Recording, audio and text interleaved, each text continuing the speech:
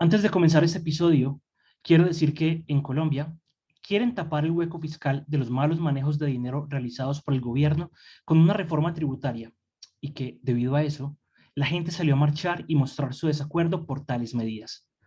Por su parte, los mandatarios de turno han salido con sed de sangre a asesinar, torturar y violar. Y solo entre el 28 y el 30 de abril de 2021 se han reportado 851 casos de violencia policial, 68 víctimas de violencia física por parte de la policía, 13 víctimas de violencia homicida por parte de la policía, 655 detenciones arbitrarias, 98 intervenciones violentas, 7 muertos, 4 víctimas de violencia sexual y 18 casos de disparos con armas de fuego. Esto es únicamente lo reportado y estoy seguro que son muchos más.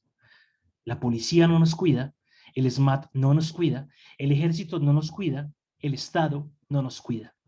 En Colombia están asesinando civiles. Ahora sí, que comienza el episodio.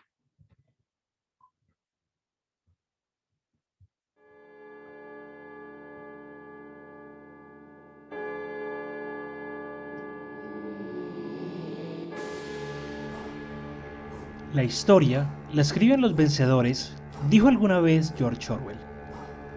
Eso significa que existe otra historia por contar. Guerras, batallas, amores, traición y todo lo que te hubiera gustado que te contaran en el colegio sobre la historia. La verdadera historia del mundo. Esto es Historia Histérica.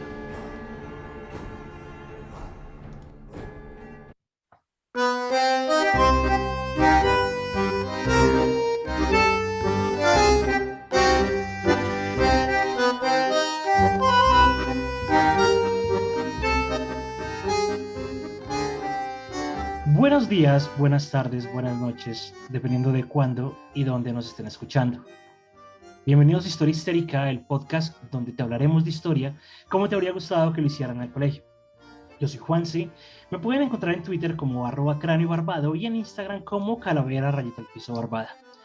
Recuerden que también tenemos las redes sociales de Historia Histérica, estamos en Twitter, Instagram, Facebook y YouTube exactamente con el mismo nombre. Si se suscriben, le dan like, compartan el contenido, créanme que nos ayudan un montón. No tengo amigos, no tengo amores, no tengo patria ni religión. Solo amarguras tengo en el alma y una malaya en mi corazón. Y así comienza la canción Tango de la Muerte de 1922 de Carlos Gardel, una canción tétrica y oscura donde él, Carlitos, el zorzal criollo, el morocho del abasto, el mago, el rey del tango, el mudo, el troesma, hace una breve referencia donde manifiesta de forma explícita que nadie lo va a llorar. Ha equivocado que estabas, Carlitos, ya que todo un país te clamó tras su muerte, al punto que no te dejaron descansar en tu lugar de reposo perpetuo y te hicieron viajar por casi 2 meses hasta regresar a tu amada Argentina.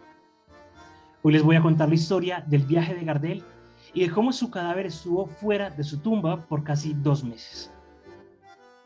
La verdad, esta historia llegó a mí por casualidad, después de que la semana pasada hicimos el episodio de Bogotá y hemos tenido varios episodios hablando sobre Bogotá, y alguien me escribió y me dijo, parce, ¿para cuándo la historia de Medellín?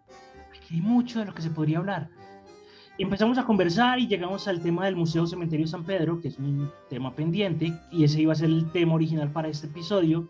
Y este amigo llega y me dice, parce, sí, allá hay muchas personas enterradas que son famosas. Allá se ha enterrado hasta Gardel. Uy, pero yo tenía en mi cabeza como una cosa diferente y me fui a buscar toda la información y efectivamente hay un montón de personas allí enterradas, famosos, políticos, artistas, pintores, pero no encontré a Gardel por ninguna parte. Entonces ya untado el dedo, untada la mano, puse dónde está enterrado Carlos Gardel y me apareció que está en el cementerio de la Chacarita en Buenos Aires, Argentina. Pues normal. El man era argentino, creía yo dentro de mi ignorancia, pero me encuentro con un artículo que decía el viaje épico del cuerpo de Gardel entre Medellín y Buenos Aires, un reportaje que hizo la BBC en 2015 y yo dije, va, tomen todo mi dinero, necesito saber qué pasó con el cadáver de este man y por qué no está en Medellín. Entonces ahí fue cuando entré como en toda esta búsqueda, en toda esta información, y lo primero que tenemos que definir y saber es quién era Carlos Gardel. El man era un cantante, compositor y actor de cine tipo Elvis. Él hacía de todo. Es el más conocido representante del tango y su nombre es casi sinónimo del género, algo así como Yankee para el reggaetón o Kurt Cobain para el rock de los 90s. A él se le reconoce como un iniciador y máximo exponente del tango. Fue uno de los intérpretes más importantes de la música popular mundial de la primera mitad del siglo XX y por la calidad de su voz, por la cantidad de discos vendidos, tanto como cantante como compositor, por las numerosas películas en las que estuvo relacionadas con el tango y por todo el impacto que él tuvo a nivel fílmico y musical a nivel mundial, es reconocido de forma internacional. Su periodo de actividad musical fue entre 1912 y 1935 y hasta el día de hoy no hay unanimidad sobre el lugar y la fecha de nacimiento de Carlos Gardel. La hipótesis uruguayista sostiene que él nació en Tacuarembó, Uruguay, un 11 de diciembre entre 1883 y 1887. Por otra parte, se dice que el tipo nació en Francia, que nació en Toulouse, hacia el 11 de diciembre de 1980. Es unánime que desde muy chiquito vivió en Buenos Aires y se nacionalizó argentino en 1923 y el man fallece el 24 de junio de 1935 en Medellín en un accidente aéreo. Vamos entonces a meternos de una vez donde vamos a revisar exactamente qué fue lo que pasó. En 1935 se provoca un accidente en el cual Carlos Gardel pierde la vida y aquí no solamente muere él, sino que también muere Alfredo Lepera, el guitarrista Guillermo Barbieri, el secretario Corpas Moreno y posteriormente hay otras dos personas que mueren por consecuencia de las heridas de este accidente. Esto sucede en la autopista del aeropuerto Olaya Herrera, que para esa época se conocía como el aeródromo Las Playas y que hace poco fue tendencia porque el alcalde de la ciudad salió a decir que eso no iba a ser un aeropuerto, sino que se iba a convertir en el Central Park de la ciudad. Digamos que el accidente se produjo cuando el avión en el que iba Gardel, un trimotor Ford de la empresa Saco, estaba carreteando en la pista y tuvo como un desvío y chocó contra otro avión similar, contra otra avionética de la empresa alemana Skadata. Ambas naves se chocaron, se incendiaron, las causas del accidente nunca fueron establecidas con claridad. Ambas empresas mantenían como una dura competencia entre ellas. Había un montón de intereses estratégico-militares con los Estados Unidos y Alemania, y entonces empezaron de pronto como a chutarse la pelota. Fue culpa tuya, no, fue culpa mía, no, fue culpa tuya, no, fue culpa mía. Inclusive el propio presidente de Colombia culpó con dureza a la empresa alemana. Casi que le tiraron toda la responsabilidad a ellos y dentro de toda la investigación que se hizo por parte de la justicia del país, nunca hablaron de que la culpa fue ni de la una ni de la otra, sino que alegaron que se había debido a condiciones de la pista, condiciones de los vientos que había en el momento.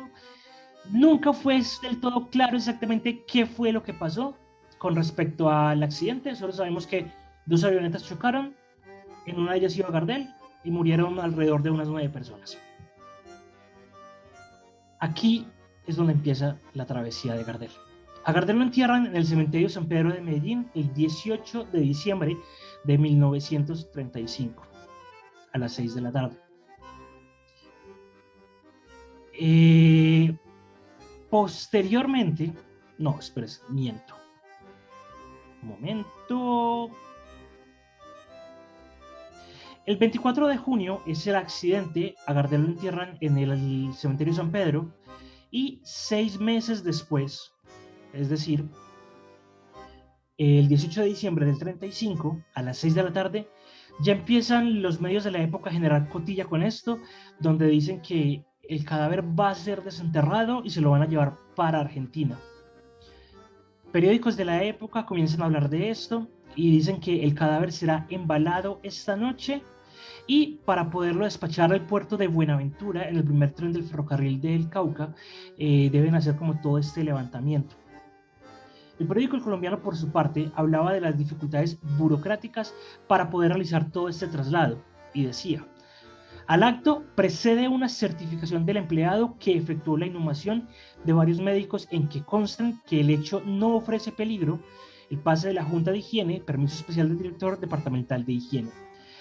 Había una gran preocupación sobre el estado del cuerpo de Gardel. Claramente, habían pasado 6 meses desde el accidente. Tengamos en cuenta, es un accidente aéreo, el cadáver queda calcinado y casi que irreconocible, y aparte de eso lo meten en un ataúd y a los 6 meses después de esto lo quieren desenterrar para llevárselo para otro país.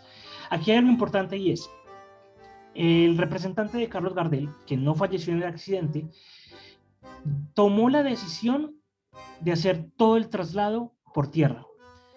Él decía que él no iba a volver a montar a Carlos en un avión por lo que había sucedido. Entonces, por eso es que todo este transbordo originalmente y supuestamente, ya van a ver por qué supuestamente, se genera el recorrido del cuerpo de Carlos Gardel por tierra. A las 5:20 de la tarde de ese 18 de diciembre, los obreros comenzaron a abrir la fosa y había mucha gente mirando, todo el mundo como con ese morbo de qué era exactamente lo que iba a pasar. El periódico El Colombiano también decía: el cadáver del infortunado artista se hallaba colocado en una artística caja metálica que costeó el gobierno departamental. Esto se publicó directamente en el Heraldo de Antioquia el jueves 19 de diciembre. Fue descubierta apenas la tapa exterior, por lo cual no pudieron verse los restos que se hallaban protegidos por una segunda envoltura metálica. Morbo puro y duro. Todo el mundo quería ver cuál era el estado del cuerpo de Gardel. Entonces cogieron esa caja metálica, cogieron el ataúd que había donado el gobierno, a eso lo envolvieron en una caja de zinc y esta a su vez fue colocada en una caja de madera para tratar de subllevar o subsanar cualquier tipo de requisito higiénico que se podía de pronto generar por el traslado de un cuerpo con 6 meses de enterrado. La exhumación concluyó, cuentan las crónicas de la época, a las 11:30 de la noche. El cuerpo fue trasladado a la estación del ferrocarril esperando la partida del primer tren en la mañana. Entonces, la idea era llevarlo de San Pedro, del cementerio de San Pedro, a la estación del ferrocarril, que hoy es el centro administrativo de la Alpujarra en la ciudad de Medellín. Para que de allí, póngale cuidado, estando en Medellín, iba a viajar hacia el sur, hacia Amagá, de Amagá a La Pintada, de La Pintada a Caramanta, Valparaíso, Marmato, Supía, Río Sucio, Anserma, de Anserma pasar a Pereira, de ahí a Cali, para llegar al puerto de Buenaventura. Hacia Buenos Aires, la travesía durará un mes, decía el Heraldo de Antioquia, pero fueron casi 2 meses y claramente no todo el viaje se podía dar en tren. La pregunta del millón es: ¿por qué se demoró tanto el viaje? Para Luciano Londoño López, un erudito colombiano de la historia del tango y sus protagonistas, lo que sucedió con el viaje del cuerpo de Gardel sirvió para que se olvidara en la Argentina el negociado de las carnes. Entonces, todo esto casi que, digamos, fue una pantomima orquestada directamente por el gobierno de Argentina para tratar de desviar la atención de los medios con respecto a algo que estaba pasando directamente en el país. Londoño López apunta el dedo acusador en un artículo al tratado Roca-Runciman sobre el comercio de carnes con Estados Unidos y Reino Unido, que había sido profundamente cuestionado y por el que se cree que murió Enzo Bordajere, un compañero del senador de Lisandro Torres del Partido Demócrata Liberal. Este acuerdo, Roca-Runciman, básicamente era un tratado de libre comercio de las carnes con Estados Unidos y con Inglaterra, y este acuerdo lo que logró fue la depresión de 1930 en Argentina, la crisis financiera mundial de 1930, la protección de la nación ante los intereses privados de Commonwealth, y a nivel de consecuencias adicionales, tenemos que se conservó una dependencia de la Argentina directamente con el Reino Unido a nivel comercio de carnes y se desató una época en la que dieron caso a mucha corrupción que impidieron un desarrollo acorde de la economía de la Argentina. Entonces, todo este tema del movimiento del cuerpo de Gardel, básicamente, y según Londoño López, corresponden a una jugada para tratar de desviar la atención de los medios, cosa que realmente le funcionó bastante bien. Londoño López dice que el presidente Agustín P. Justo urdió una trama junto al director del diario Crítica, Natalio Botana, para desviar la atención pública del tema, extendiendo lo más posible el viaje del cadáver de Gardel y acompañando el periplo con constantes artículos periodísticos. Entonces, todas las portadas de los medios dejaron de ser de este tema del acuerdo de Roca-Runciman, sino que se convirtieron en el tema del cuerpo de Gardel, dónde va, cómo va la ruta, qué ha pasado, dónde lo han montado. Toda esta parte fueron los primeros, los encabezados y los titulares directamente que se generaron por la Argentina en aquella época, y justamente por eso se desvió toda la atención del público. En una versión que sostiene el historiador argentino Felipe Pigna, se demoró ex profeso la vuelta de sus restos durante 6 meses, buscando que la apoteosis tapara lo que por razones de Estado se debió olvidar. Esto lo dice Pigna en su obra Los mitos de la historia argentina, donde cita a Elvio Botana, hijo del director de Crítica, que era el diario argentino. Juan, pero no me cuadran los tiempos. Estás hablando de que el viaje de Gardel duró 2 meses, pero los historiadores argentinos hablan de 6 meses. Sí, claramente. Recuerden que Gardel murió en junio y toda esta vaina comienza en diciembre. Entonces, todos esos 6 meses también empezaron a aparecer en los diarios argentinos temas de: se está negociando, estamos pidiendo que Gardel vuelva, Gardel tiene que ser enterrado en la Argentina, etcétera, etcétera, etcétera. Entonces, como les venía diciendo, el cuerpo de Gardel sí salió en tren de Medellín y pasó por las poblaciones de Amagá y La Pintada. Eso lo cuenta muy detalladamente el académico Luciano Londoño López en un artículo sobre todo este viaje. Pero cuando llegó a La Pintada, el cadáver lo pusieron en unas berlinas que lo llevaron hasta la localidad también colombiana de Valparaíso. Las berlinas eran unas buseticas pequeñas, rústicas, que transportaban carga y pasajeros, algo así como una especie de microbús. Allí en Valparaíso comenzó la parte más insólita de todo este viaje. O sea, si hasta ese momento ya ustedes decían como, ¿qué carajos ha pasado con toda esta vaina? Aquí fue donde empezó toda una travesía adicional. Valparaíso es un municipio de Antioquia, un pueblito un poquito retirado, y para la época no tenía carreteras. Entonces, los 20 baúles, 3 cajas de sombreros y el ataúd de Gardel fueron cargados a lomo de mula y caballos para pasar por toda esta compleja geografía montañosa. La subida del Cerro de Caramanta tenía sus propias dificultades, nos cuentan los autores de la época. Sintéticamente, el Heraldo de Antioquia, el jueves 20 de diciembre de 1935, registra el arribo de Gardel al pueblo, diciendo: el cadáver de Gardel llegó a Caramanta. Ese fenómeno no era solo en Argentina, aquí los diarios también le pusieron mucha atención, sobre todo los diarios antioqueños de la época. Llega Lomo de Burra a Caramanta, de allí viaja a Marmato, luego viaja a Supía, y en esa localidad otra vez aparecen registros de la época por parte de otro historiador muy famoso de la época que se llamaba Luis Gómez, quien, como becario de la empresa de transporte Ribón y la que les está de pronto como acompañando todo este trajín, todo este recorrido, da una entrevista para el periódico El Colombiano el sábado 21 de diciembre de 1935, donde el man dice literalmente: las autoridades civiles y la sociedad de esta simpática población me solicitaron hacer una escala en Supía con el fin de rendir un homenaje a los restos del tanguista Carlos Gardel, los cuales llevo a Buenos Aires. Entonces aquí hicieron otra pausa, hicieron una capilla ardiente, establecieron el cadáver de Gardel, lo pusieron en la iglesia, todo el mundo fue a ver los restos de Gardel. El tipo, inclusive después de muerto, llegaba a despertar todas estas pasiones directamente dentro del pueblo. Cabe aclarar que todo el recorrido que se hizo en tren por parte del ferrocarril de Antioquia no cobró absolutamente ningún tipo de valor.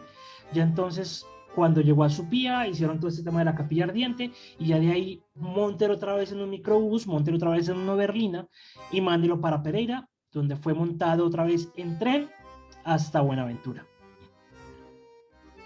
29 de diciembre, 11 días después de que salió de Antioquia, el cuerpo llega entonces a Buenaventura, donde fue embarcado en un barco vapor hacia Santa Mónica en Estados Unidos.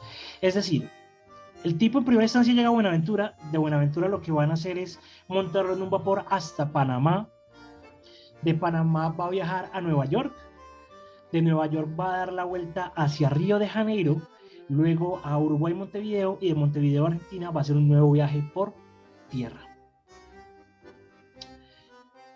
Cuando el vapor sale de Buenaventura, llega a Panamá, se demora otros 10 días, es decir, ya habían pasado 20 días después de la exhumación del cadáver en Medellín. De Panamá va a Estados Unidos. En Estados Unidos fue velado nuevamente una semana en una casa funeraria y el 17 de enero, un mes después de que fue desenterrado, lo montan en un vapor de Pan American o Pan American, como lo quieran llamar, hacia Brasil para luego pasar a Montevideo y demás. No hay mucha documentación del viaje entre Nueva York, Río de Janeiro, Uruguay y Montevideo. No hay de pronto como mucha documentación en ese lapso. Pasa que para el 5 de febrero de 1936 llega el cadáver a la Argentina. Y entonces acá todos los medios, todos los periódicos empiezan a proclamar y hacer entonces gala de esto, no solamente los diarios argentinos, sino también los diarios de otros países. En el New York Times, por ejemplo, decían que todas las estaciones de radio de la época estaban sonando canciones de Gardel en el instante en el que el vapor llegó directamente ahí. Y también se hablaba de que al arribo de Carlos Gardel a Buenos Aires, lo estaban esperando 20.000 personas. Esto lo decía el New York Times. El periódico El Litoral de Argentina no decía que eran 20.000 personas, sino que eran 40.000, especialmente mujeres. En los alrededores del desembarcadero se destaca entre la concurrencia el elemento femenino, la mayor parte de las cuales ostentan ramos de flores para rendir así tributo cuando se ha desembarcado los restos de Gardel. Esto lo decía el periódico El Litoral al siguiente día de que el cadáver arribara directamente a Buenos Aires. En las calles se había apostado cerca del portal principal la carroza fúnebre de estilo sencillo tirada por 6 caballos, seguida por otra destinada a las ofrendas florales. Llevaban 2 carruajes, uno estilo Cenicienta pero sencillo, 6 caballos, sencillo, y tenían otro para que la gente fuera poniendo ahí todos los arreglos o todas las ofrendas florales que querían hacer para el sepelio de Gardel. La operación se llevó a cabo lentamente en medio de un silencio impresionante y sollozos de muchas de las mujeres que lo presenciaron, decía nuevamente el Litoral, y el diario cuenta que la caja en la que traían el ataúd se hallaba recubierta por el poncho que usaba Gardel para sus viajes y que tiene grabado en uno de sus ángulos el nombre y el apellido del artista muerto. Tras una serie de trámites, comenzó la procesión hacia el Luna Park, que es un escenario muy famoso en Buenos Aires. En aquella época, el Luna Park era un estadio de boxeo solamente y digamos que era el estadio cubierto más grande de Sudamérica. Mientras avanzaba la carroza fúnebre, de acuerdo con el relato del diario El Litoral, el público que lo seguía comenzó a entonar las canciones más difundidas de Gardel, que eran coreadas por los presentes. Dentro del Luna Park, la capilla ardiente había sido levantada en el ring. Entonces, yo me quiero imaginar como este cuadro jodidamente surrealista del cadáver de una persona que falleció hace alrededor de unos 8 meses, que tuvo un largo viaje para distraer la atención, que está en un escenario deportivo, en un ring de boxeo, y está en toda la mitad. Me parece muy curioso. Allí entonces pasó la noche Gardel antes de ser trasladado en procesión al cementerio de la Chacarita, donde fue enterrado en el Panteón de los Artistas. ¡Bravo! Gardel por fin puede descansar en paz. ¿O no? En diciembre de 1936, las autoridades resolvieron darle una doble parcela en el mismo cementerio. Entonces, casi un año después de que lo habían enterrado, el gobierno argentino decide exhumar nuevamente el cadáver del pobre Gardel, que no ha podido descansar en paz hasta este momento, sacarlo de donde lo tenían enterrado y moverlo unos metros del Panteón de los Artistas, solamente por darle una parcela más grande, solamente por hacerle un mausoleo, solamente por hacerle una estatua, desentierran el cadáver de este man y lo vuelven a mover. ¿Por qué? Porque sí. Entonces, frente a miles de personas, el cuerpo de Gardel fue depositado en el mausoleo que tiene una estatua el 7 de noviembre de 1937. Y ahora sí, Gardel puede descansar en paz. Y allí es entonces donde hasta el día de hoy están los restos de Carlos Gardel, en el cementerio de la Chacarita. No es mucho más lo que se sabe a ciencia cierta de este extenso viaje.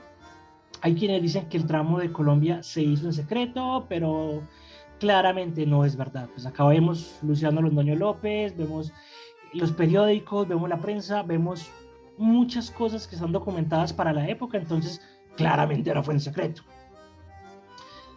Hay otra historia muy divertida y muy curiosa, que eso sí no aparece de pronto dentro de los documentos oficiales, pero es casi que de mítico, y es que posterior pues al tema de Carlos Gardel, Medellín se volvió una ciudad demasiado tanguera, y hay lugares de la ciudad que son muy, muy, muy tangueros, de tango, de milonga, hay bares de tango dedicados acá, hay un barrio de la ciudad que se llama Manrique, que es un barrio muy tanguero, y en uno de estos bares de milonga, en la década de los 90, se supone que un hombre muy mayor fue a celebrar su cumpleaños a un local que se llama El Patio del Tango.